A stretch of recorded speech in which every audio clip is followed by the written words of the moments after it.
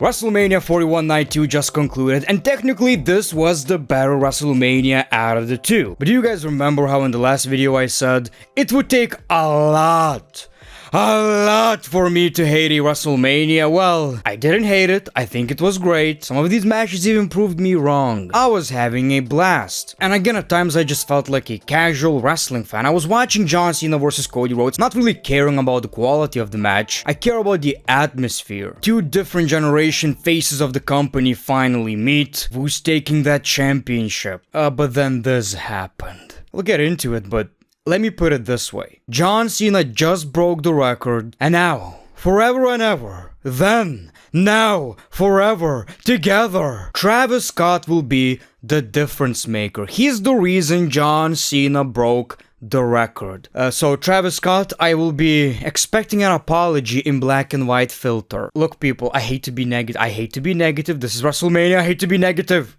I'm shaking. I can look past all the celebrities in the crowd, 50 sponsors on the ring mat. I realize WWE is not for us anymore, I can understand, but I can look past that. I can still enjoy the product. I love the product. When a singer is the focal point of one of the most important things in professional wrestling history, I'm sorry, I cannot defend that shit. What absolutely ruined it for me is that this was the big moment. When you see Travis Scott coming out, obviously, The Rock is next, right? Like, that's the whole point. Obviously, WWE are not gonna end WrestleMania with Travis Scott, a singer, being the big moment of the show. Yet they did.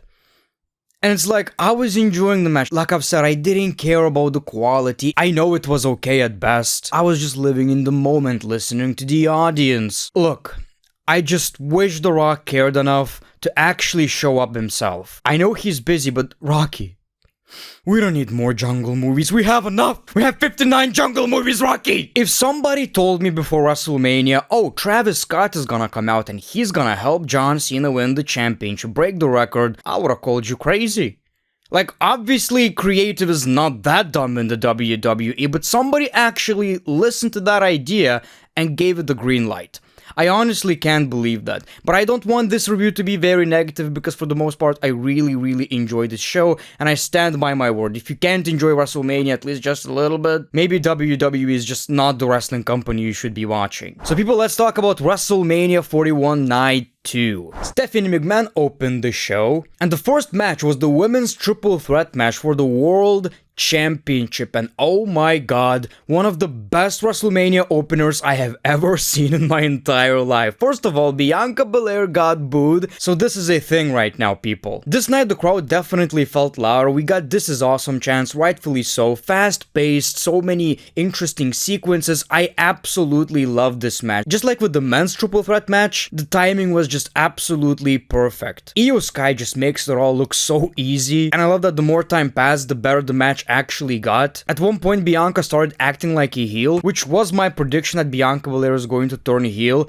on this WrestleMania. Well, that didn't necessarily happen, but we can definitely see shades of that, and I wouldn't be surprised if at Raw or SmackDown after WrestleMania, she's gonna completely turn heel, right? And what a beautiful finish, man. What a beautiful finish. Iyo Sky retained the WWE Women's World Championship. Wasn't my prediction. Here's what I thought. Since she already won the championship, obviously she's not gonna retain because WWE would have saved it.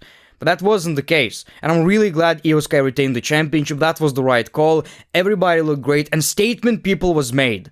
Follow that, boys. It's kinda crazy though. We go from this to Travis Scott being the main... one of the greatest WrestleMania openers I've ever seen. It's gonna be really hard to follow that. But the second match was Damian Priest versus Drew McIntyre. This was a street fight, people. Nice entrances. My man was shredding. So I was watching this match and felt like, okay, I've been very critical. Please prove me wrong. Please tell me I'm wrong. I love being wrong in professional wrestling. If I'm not feeling a certain rivalry, a certain match, Tell me why I should. So this match was the second match of the night, and it's a tough place to be. Like I've said, this place on the card is absolutely cursed, but they had the advantage. They used all the weapons, like they didn't waste any time, people. It was physical right away. We got Drew McIntyre with the selfie, and this match quickly won over the crowd, even though, like I've said, it was the second match on the card. We got This Is Awesome chants, and I keep telling you, variety is what these cards really need. I love that table spot where Damien was pushed into the tables, and a very beautiful finish with a claymore into the chair, stuck on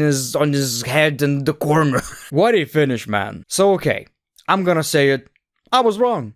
I was definitely wrong. That was a fun match. The stipulation definitely helped. And I keep telling you this every year. WrestleMania needs more stipulations. What about a Hell in a Cell match, TLC match, Extreme Rules match? It keeps these cards fresh and you don't really get bored. AJ Styles versus Logan Paul needed a stipulation. Unfortunately, the rivalry wasn't that deep, you know. Then we got a Fatal 4-Way, people. Okay, Breakker keeps impressing me every time I see this guy in the ring. He's my favorite. I love the dude. He's not even a high flyer, but he did the craziest shit in the match. So Dominic turned on Finn Balor, but failed the 619. So we had a lot of great near falls. It's a Fatal 4-Way. Y'all know I love these kind of matches. I kept waiting for a spear to Carlito, because I felt like that's the only reason we have Carlito right here, and I was right. We got a crazy ass spear from one table to the next. Love it. Braun Breaker is unbelievable. What's crazy though is that we got a very similar finish, well, the same finish that we got in the first match, which happened like 30 minutes ago. It was great nonetheless, and I got it right, people. Dominic Mysterio won the Intercontinental Championship. What a moment. Absolutely deserves it. I want you to remember the kid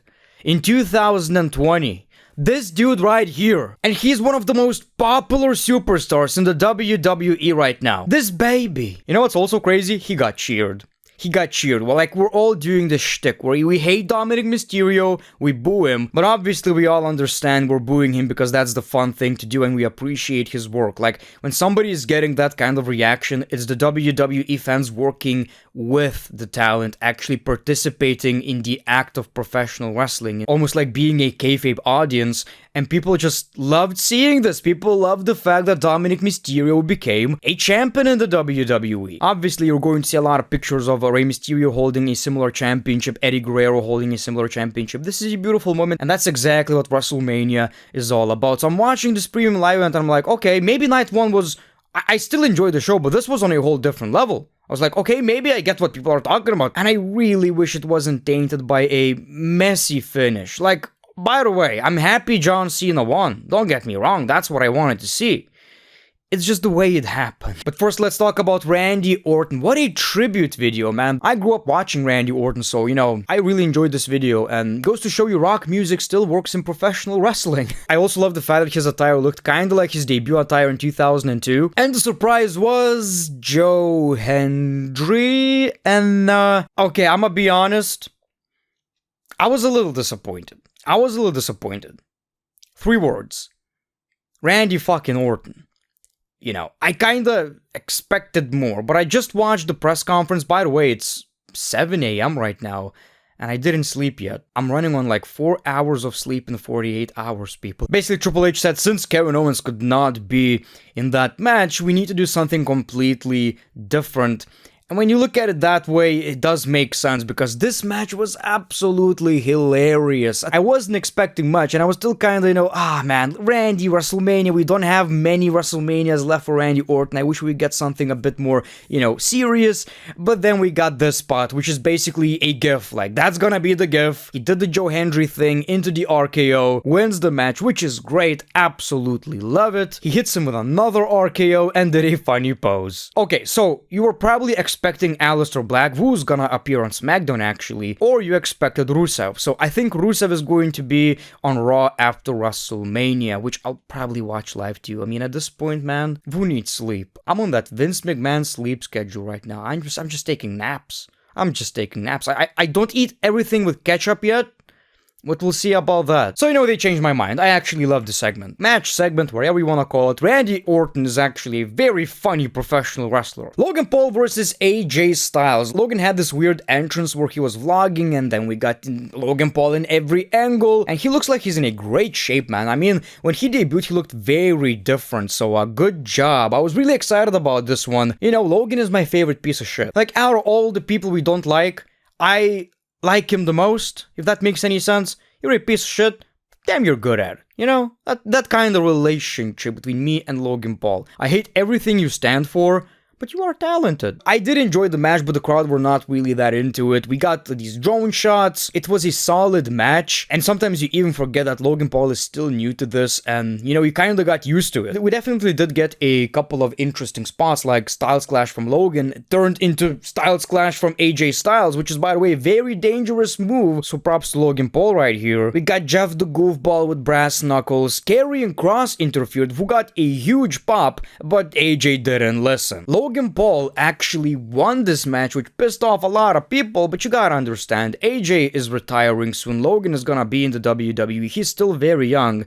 I think it makes sense. I really think it makes sense. I didn't have a problem with that. Obviously, it would have been cool seeing AJ Styles win the match, but like I've said in my videos, WrestleMania needs, these highs and lows. This was the low. This was supposed to piss off the fans. It worked. Now, with that being said, I did enjoy the match, but I was expecting a little bit more. I was really hyping this match up, but, it wasn't exactly what I thought it would be. I think it lacked that one big moment, which is exactly what we get from Logan Paul's matches. Okay, so we got the tag team match. Bayley's out. Who is it gonna be? We all knew it was Becky. We all knew it was Becky. I'm gonna read my notes. OMG, Becky is back. I'm shocked. Good God Almighty. Maybe heel turn. We'll see Papa John's. Yes, it was Becky. The match was alright, but once Becky Lynch actually got tagged in, that's when people, got pumped. That's when people got excited, and they won the WWE Women's Tag Team Championships pretty quickly, so she wasn't in the ring for very long. Say what you will, that was a WrestleMania moment, and anyway, I'm excited to see Becky back. At the same time, though, Bayley, I hate doing this. I know wrestling fans do this a lot. I really wish Bayley got that moment anyway, like she was working her ass off, and they probably knew she's gonna be replaced, but at the same time, like, it seems kind of a dick move. Let's just say that. Kind of a dick move. We're gonna build you up for WrestleMania, but you're not gonna be at WrestleMania. Not even an entrance. You're not gonna attack during the match, before the match. Stay at home, actually? Stone Cold Steve Austin announced the attendance. He crashed into the barricade and the girl flipped over. Nick Khan checked on her. Man, she's about to get a bag. Obviously, always cool to see Stone Cold Steve Austin, but that's when I knew, okay, he's not showing up in the main event. Still, cool to see Stone Cold Steve Austin. And I was not really mad about the fact he's not coming out, to save Cody and attack John or the other way around. I was like, well, we're getting The Rock. Who gives a shit? We're still getting Rock, and maybe some answers are going to be, questions are gonna be answered. Well, let's see about that. We got John Cena versus Cody Rhodes. Bleak entrance, no flashy trance. Loved it. Cody with the exact opposite. So, Cody was booed during this match. Let me walk you through my thought process during this match, like as I'm watching it, because I kept typing some notes. So the match quality didn't matter to me. I watched two different generation faces of the company collide as just a fan. The crowd reaction reminds me of Rock versus Hogan. Not that I'm comparing these two matches, but where basically the crowd chose to go with the past, with somebody they respect and remember. I mean, John Cena was the face of pro wrestling for decades, and these people grew up watching him, so it's understandable. He's the cool guy right now. One thing I've noticed during this match is that John Cena be loud, man. John Cena be loud. I can hear him call the spots, and he doesn't need the microphone. We got the last You Can't See Me on WrestleMania, last Super AA. They called it the STFU, which I appreciate. Then the referee goes down. Let's count to 20 moments. Cena exposes the turnbuckle, hits Cody's head twice. We got the attitude adjustment, kick out, and here comes Travis Scott. Here comes Travis Scott. If I hear Fiend one more time, if I hear that song one more, I will. They're gonna do recaps on Raw. At first I didn't understand John Cena's point, like he wanted to get disqualified. The referee saw it. Well, anyway, everything's still going fine. We're waiting for The Rock at this moment. Crossroads to Travis Scott. Cena begs Cody not to hit him, but then kicks him in the nuts. John Cena hits Cody with the championship. Okay, who's coming out? Who's coming out? I mean, somebody's coming out, right? Somebody's coming out to save Cody because this is unfair. And obviously, you're not... Travis Scott. Travis Scott is gonna be the main focus of WrestleMania. You kidding me? You marks are funny. You marks are funny. You're hilarious. You think WWE are that fucking stupid? No, they are. John Cena wins the championship, and a big moment, a moment that would have made me very, very happy, was tainted with the fact that, yeah, The Rock doesn't give a shit, and he's celebrating with a singer that, you know, not everybody listens to. That was a weird statement. What I mean by that, some of you probably listen to his music, and that's great. But do you honestly want him to be the main focus of WrestleMania main event? Did you appreciate that? Maybe some of you did, maybe some of you didn't. Another part of you don't listen to him. I don't even like this type of music. Internationally, he's not even that big of a deal. So it was like cool for a very small minority of people in the United States, and even most true wrestling fans didn't really even like it, even if they listened to his music. It's like, I don't understand what was WWE's... Why? Look, people, I understand in storyline it makes sense. He's part of the group. John Cena is here to ruin wrestling. I understand all that. I know some people are going to say, well, you don't. I get the point. I understand. But this is where my mark kicks in, people. You know, it rarely does anymore. I'm trying to watch it half casually, half as a reviewer. You know. This I didn't like that. I didn't like that one bit. Basically, the response from the majority of wrestling fans is, yay, John Cena broke the record. Shitty moment, though. It sucked. Ass main event. WWE fumbled the bag. But happy for John Cena. Is that how you really want to feel about a WrestleMania main event? Compare this main event to Night 1's main event. I don't mind the interferences. It's all great when it's about professional wrestling with professional wrestling characters. This was done to create more headlines for the WWE, and as a viewer, I don't give a shit about that. But anyway, people, that was your WrestleMania Night 2. Very strong premium live event, very strong WrestleMania that I wouldn't say got ruined, but we did get a questionable decision. If it was done the exact same way, but with The Rock, I wouldn't complain. All I'm saying is, I'm not seeing Travis Scott as this intimidating figure that should be in a position to dictate the main event of the biggest premium live event in professional wrestling. That's all I'm saying is, but click that like button, subscribe if you already did, and the great one, peace, love, and hugs. It's been a pleasure.